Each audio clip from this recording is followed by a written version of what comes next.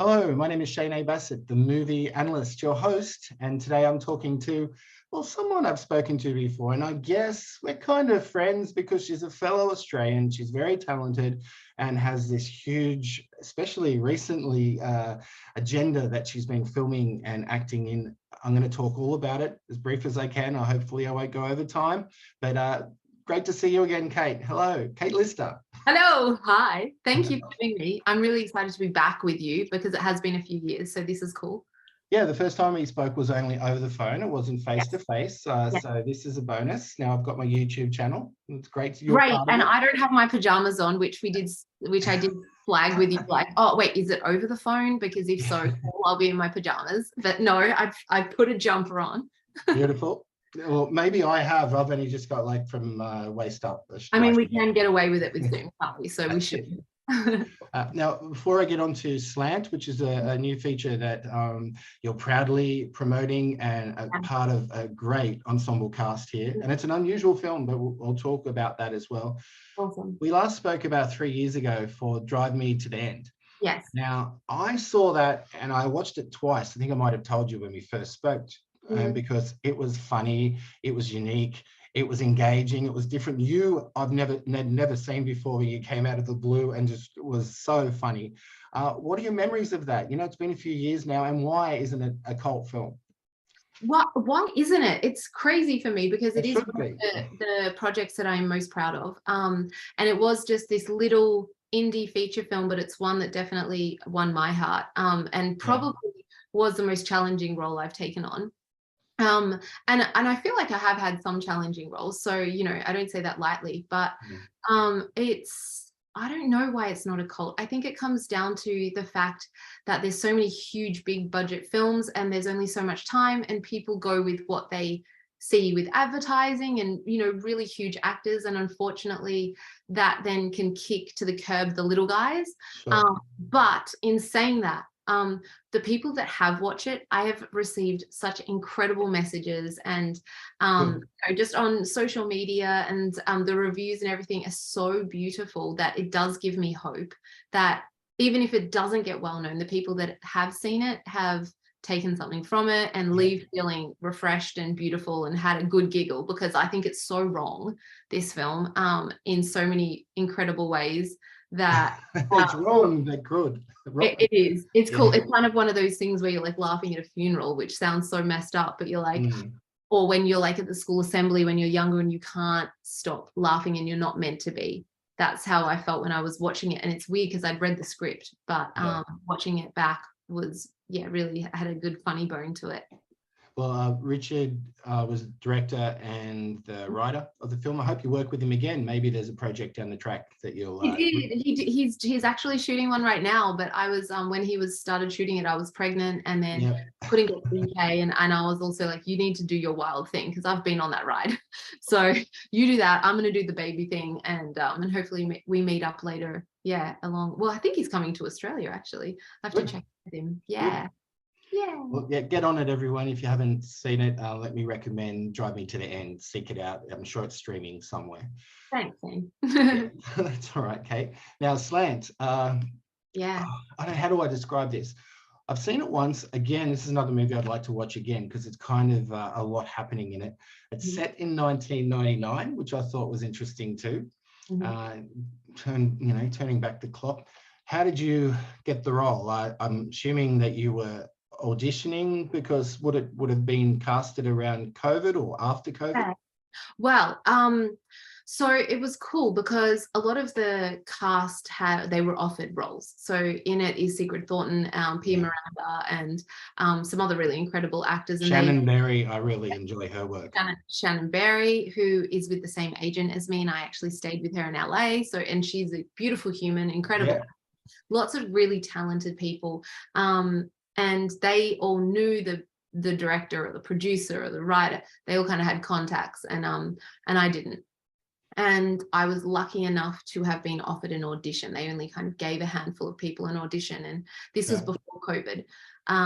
So I went in for my audition, and then I got a call back, and then I got another call back, and then I got another call back, and I felt like I was just doing callbacks because my role was quite important. I was playing the lead sister, so there was a whole family dynamic, which was awesome when I actually booked it and I got to do all of that. So Sigrid played my mom, Michael, who is the producer, writer, and lead actor, is my brother. And so we did all this auditioning process, and I finally booked it, and then COVID hit, which again was a nightmare, but it gave me more prep time, and that they kind of found their feet and had a little bit more time to produce. And then get in contact with people like Sigrid and Pia, and I think expand what they'd already put so much work into. And then we shot it. When we were shooting it, there was also like another COVID outbreak, so we had to like shut shop for a second. Oh, wasn't there? Yeah, so there was all of that kind of thing within shooting the film, so no one ever really knows what's going on. We were like had masks on the whole time, and then as soon as the camera was rolling, the actors were only allowed to take it off. So it was a different feel. Yeah, I'm all for, I'm an advocate for indie film, indie Australian films, and just Australian projects, all of them, no matter what the scope. But, you can shoot a movie in 10 days, or you can have a movie like this one that started before COVID and then had it several or a couple of different shutdowns, but the team still gets it done. And it sounds like the team on hand must have been good on set. I must say it was the most incredible team for many reasons. It was low budget. Look, when I say low budget, it was under $1 million. And for what they did, I think that was incredible, because as you said, it was set in 1999. So it was all the set design, all the costumes, everything was 90s. You couldn't use anything from today. Like it was very well themed. I don't know if you agree with that. Like some of the things that they used, I was like, oh my God, a floppy disk. Oh my God, that old school Nokia phone. Like, or like a hamburger phone. And it was just a lava lamp. It was really well done. But the team were so passionate, and we were all literally there for love. Like we weren't getting paid the big bucks, and that's so fine, because when it's something like this and you feel so passionate about it, you're going to do it anyway. And it's for love, and it's for art. So two good things. Yeah, exactly. And so we're all fighting for the same thing, which was this movie.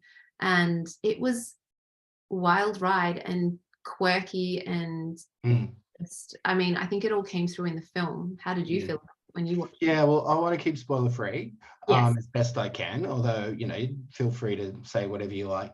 But you brought it to, you brought it up before I was going to, but I might as well jump to it. The production design in particular is just a heart part of the movie. It's the heart.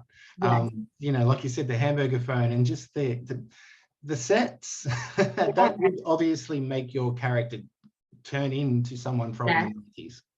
Absolutely. When you're wearing those clothes, and I don't want to put any spoilers out there either, but but I was lucky enough, I got to wear a wig for half of it.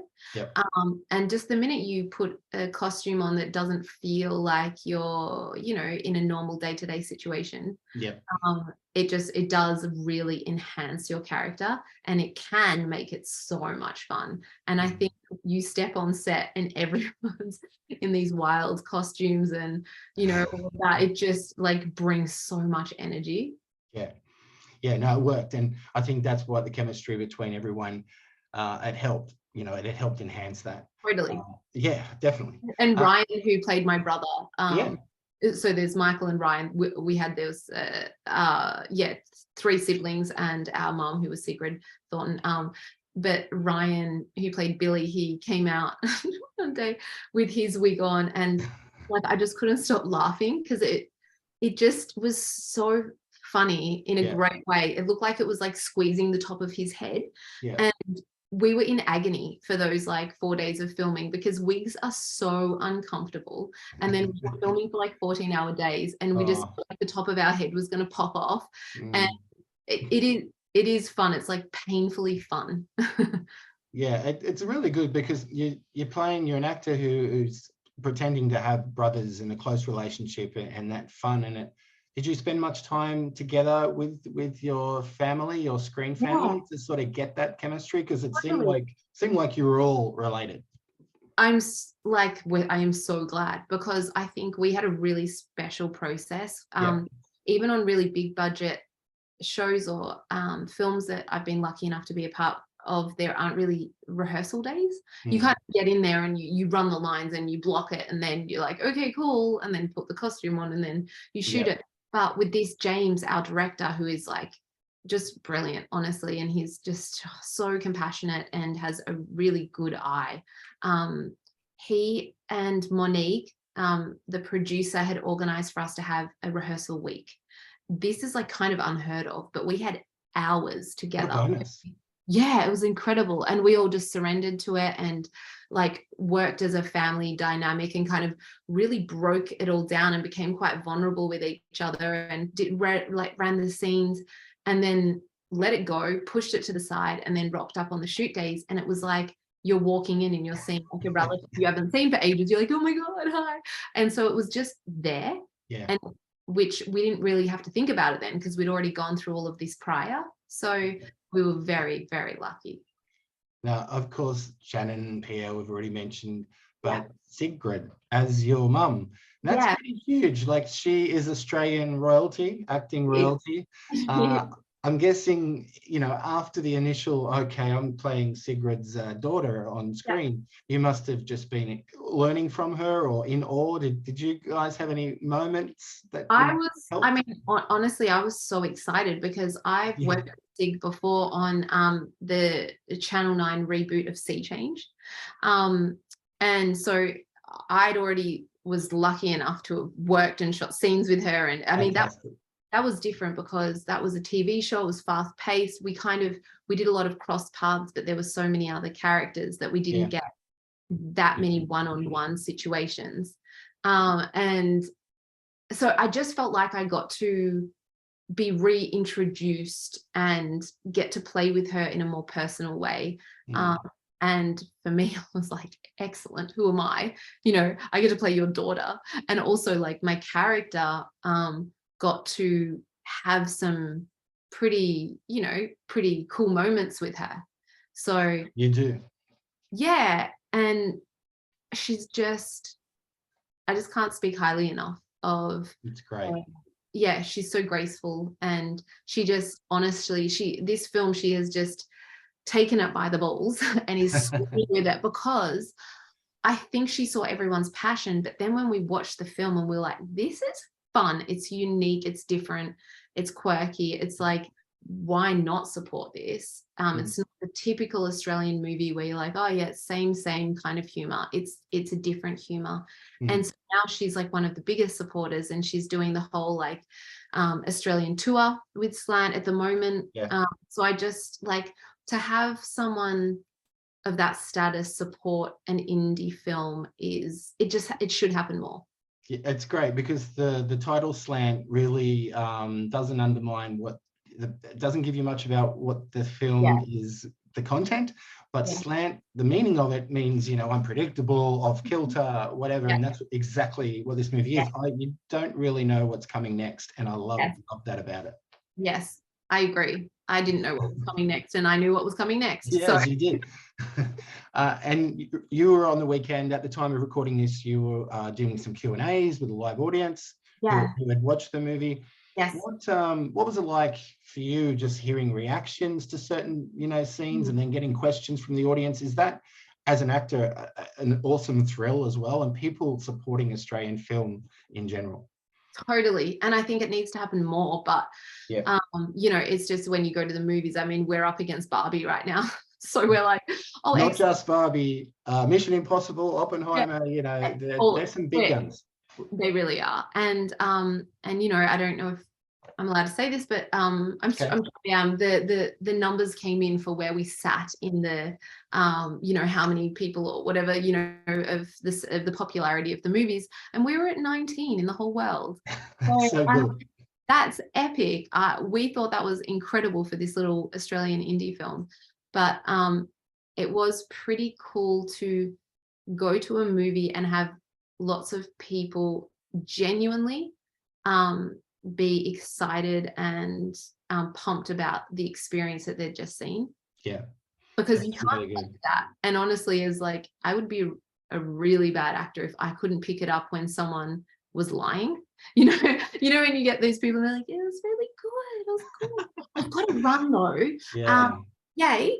And then they leave, and you're like, "Okay, yeah, they weren't that into it, and that's cool." But everyone stayed behind and asked loads of questions, and so many people were saying, "How can we support this? How do we get it out there?"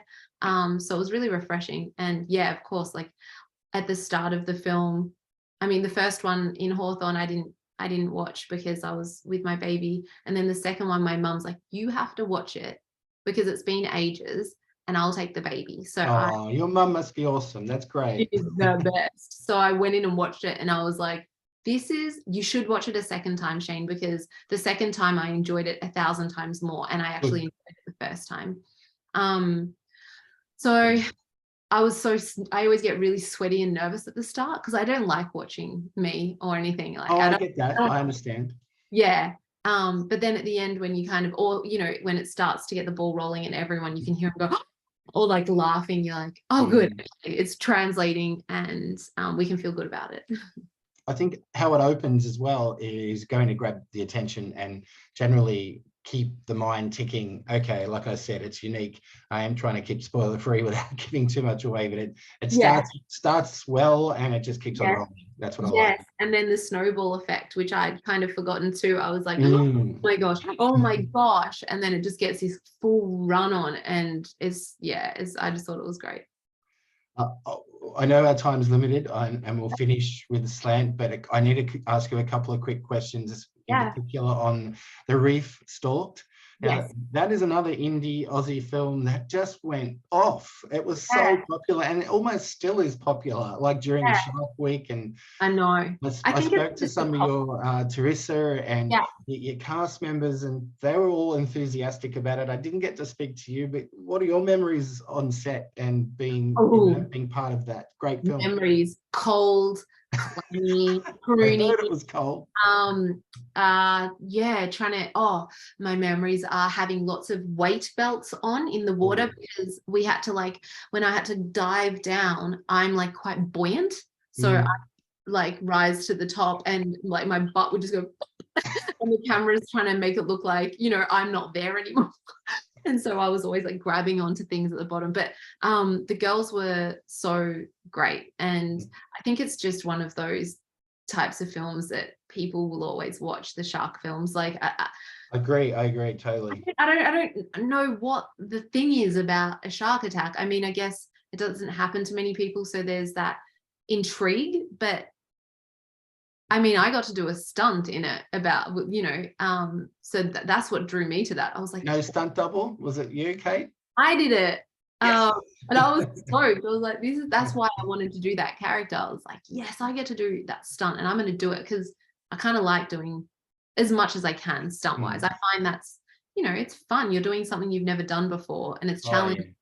So yeah, but no, that was, that's definitely still rolling along and had some good momentum. So hopefully that's I thought Teresa was great. Saskia was my highlight. I thought she's going to go a long way. Really good.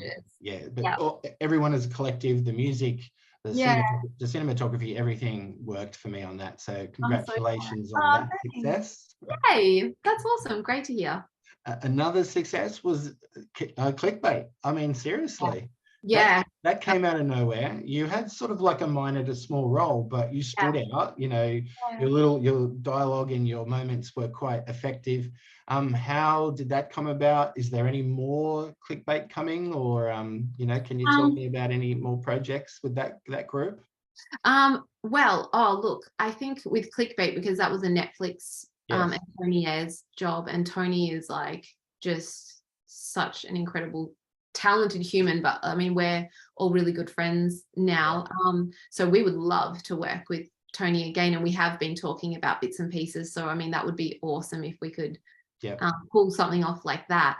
But Clickbait, I don't think they're extending that on, just from what I know. It was a one-off. Yeah, it was a one-off. And honestly, that was cool because my husband, who wasn't my husband at the time, was leading it. So I was like dominating deep background, just like woo, woo, woo, cheerleading from the back. And I think he did an incredible job. And I was just, it was funny because the casting director reached out to my agent and was like really random, was like, do you have any footage of Kate with an American accent that's in like this kind of world, news reporter or journalist? Really? Okay. Kind of thing. So my agent like really quickly was like, hey, this has happened, send me anything with this. So we're like cutting it all together. I'd auditioned for a different role, which was actually smaller, so I got really lucky. Yeah. And this character kind of just built a little bit, and then I, in one of the episodes, I got to have a bit of a play with the episode lead for Abraham, but I can't remember what episode it was, and that's where we got a little bit more kind of my character's personality, let's say, and I got to have a little bit more fun. But it was cool because it was an American job, and we were working with really, talented American actors and directors. So it was outside of the Australian kind of banner, and I really enjoyed it. Yeah, it was a good cast. And you mentioned Phoenix, your now husband. It was before you were married. You're now also a mum, which I think is an amazing feat in itself, considering you're like continuing to work and such a good mum. And Shane, it was so weird. I did a job 2 weeks after Odea was born. 2 weeks? Yes. Oh, my goodness. She came with me to set. I did a job called Ricky Stanicki, which will come out. I don't know when that will come out, but it's the director of like Dumb and Dumber and some really big films. And so I was really excited to do it and didn't want to miss out, but I literally just popped her out and I was like, but I don't want to miss out. So I was a lot, got to do it. So it was, I agree. I'm like, go me, because being a mum and doing that is actually really challenging. I already think very highly of you now. It's just soaring because that is huge. That's great. No, you're so nice. But I mean, I was in a different world. So I'm hoping that the end product of that is okay, because I don't know what I was doing. How did you meet Phoenix, just in a nutshell? Was it love at first sight? How did you meet him? And, how did it all happen? I mean, he fell in love with me. I don't know. Who would not? It was a very slow burn for us. We were friends first. We studied acting together at a school in Melbourne, and just really like enjoyed collaborating, and we kind of shot a few scenes and stuff, and it was literally just friends, like we really were. And then it just was a slow burn, and we started really caring for each other, and then it kind of grew from there, but it was definitely quite a slow burn. Yeah, it took a while for us to be like, hold on a minute, maybe you're a bit cute. Oh, well, I'm very happy for both of you, and not just your careers, but your person side of things too. That's great. Thank you. I'm a bit speechless now. Thank you for that story. And one more before we finish up on Slant is I want to ask about Bump. Now, speaking of Australian productions, it's another really high quality productions. It's a Stan Australia. I guess just something that they have a lot of really good Aussie stuff, and this is one of them. Another great cast. You're very prominent in it. How did that come about? And you must enjoy another project you must enjoy being part of. Oh my God, I loved that one. That one was wild. That's like that. Bump's great. Yeah, and I'd watched season 1, and I messaged my agent Hallie and was like, Bump, like proud that that's Australian. How good is that show? And she was like, I loved it too. Rah, rah. Anyway, went along, and then down the track we got an audition comes from. She's like, hey, you got an audition for Bump, like, and I think it's really fun, this role. And when I got it, I was like, oh, I like this. And I also really like character acting rather than just playing the normal kind of girl next door kind of thing. I really like quirky characters. So when I read, I was like, she could be wild. And so I put a fair bit of time into my audition and just had a lot of fun. And obviously I have like the best like reader ever, because my husband's an incredible actor. Of course, as you do. So I'm like, thank you so much. Anyway, it ends up being like a full-time job, both of us auditioning together. But and then we landed the role, and I was just so excited about that, because I think the actors on there are really good. And when I went to shoot it, they kind of gave me quite a lot of flexibility with her, and they were just open to me having fun and playing a lot. And, my character yeah, she was definitely quirky and Yeah.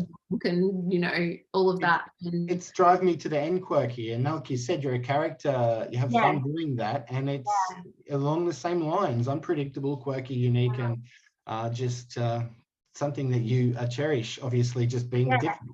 That's what I want. Like that's my the biggest goal for my career is I don't need to be a lead. Like I genuinely don't. I just want to be those weird, like fun, quirky characters that pop in and you're like, whoa, who's that? That's fun. And then they leave. Like I don't need to, that's kind of where I thrive. And I get the giggles and I get that, the fuzzy feeling is from those types of characters. So I'm glad. It's just like, oh my God, I really loved it. They're going into season 4 right now. So I wish them luck because I'm sure it's going to be amazing again. Yeah, it's a very popular show. I'm not surprised it's season 4. It could be one of those ones that goes, up to 5, 6. Who knows? Yeah, because they've done well to keep it just as good. The momentum hasn't lacked at all. No, and usually it does, to be fair. So they've done. And I'll be honest, when it comes to reviewing stuff, I'll mention or say that, but I think that's one that has really kept the pace up, and if anything, gone a little level higher. Stronger. I think so too. I think they've got an incredible creative and writing team. So kudos to them. I'm so pumped that and what I took out of that is your agent. Every actor needs an agent that likes a series to get you on it, right?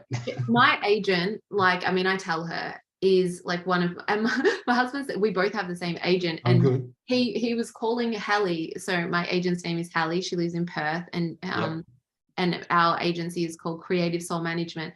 And when Hallie's name pops up on our phone and she's calling us, we're calling her, we're like, she's one of our favorite people in the whole world. When we see a call come in, we're like, it's Hallie. And she's so clever, so supportive. And she's been in it from the beginning for us. So it's it does feel like family. I'm very lucky to have a great agent. Well, from the outside looking in, I'm really stoked there's others that are supporters of I am towards your talent, Kate, and obviously Phoenix is just bursting at the seams as well.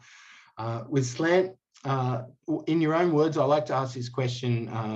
In your own words, tell me why people should watch Slant. Whether if they miss any of the cinema screenings and eventually it'll come onto streaming services, why should people choose to watch it in your opinion?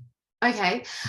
Well, I don't have let me come up. I'm thinking, do you like roller coasters? Because if you like that adrenaline to go on a roller coaster or one of those rides that scares the shit out of you, but when you get off, you feel amazing, you should see Slant.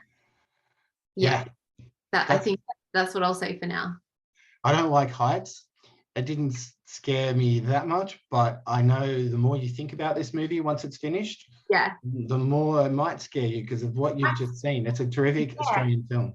I think it's the thrill that I really enjoy about it. So it's not necessarily like a boo, kind of thing. It's like that you're on a ride and it's thrilling and you're like, where is it? Are we going to dip now? Are we dipping? Are we going up? Oh my God, we're about to drop. It has that feel to it. And the characters are all, they're just incredible. Everyone's just so unique and captivating. So I would just say do it because it's different, and I don't think you'll be disappointed. I really don't. And it's not just because I'm in it, because that's part of it, I think. I loved all of the other characters, honestly, and I can say that hand on heart, and I don't necessarily think that about all the jobs that I've done, so I can say that about this for sure and feel good about it. 19th, when at the same period you got blockbusters, as we mentioned before, still playing around the world. That's pretty huge. Oh, Shane, you're the best. Thank you so much for your support, honestly, because it wouldn't get out there if there weren't people like you, so thank you. No, you're very welcome. And finally, have you ever thought about writing or directing yourself? I mean, you've been around some pretty talented filmmakers. Is this something you might like to pursue? Yes. Phoenix and I have our production company called Once Upon a Time Films, and we're literally going on the weekend to pitch our ideas and our film scripts that we've been creating, and to try and get some stuff up and running. We're also going into production in September for our very own feature film called Rotten. So I've been producing that. Wow. Phoenix is going to direct it. I'm going to act in it alongside Nick Farnell, Anthony Sharp, and like some other really cool Australian actors. And yeah, we're just going to go for it and try and get our own film up. So I'll make sure we send it to you if it's Please. good. And thank you. That's totally caught me unawares. So Yeah. I'm surprised, but probably shouldn't be surprised, and all the best with that. Thank you. You're amazing.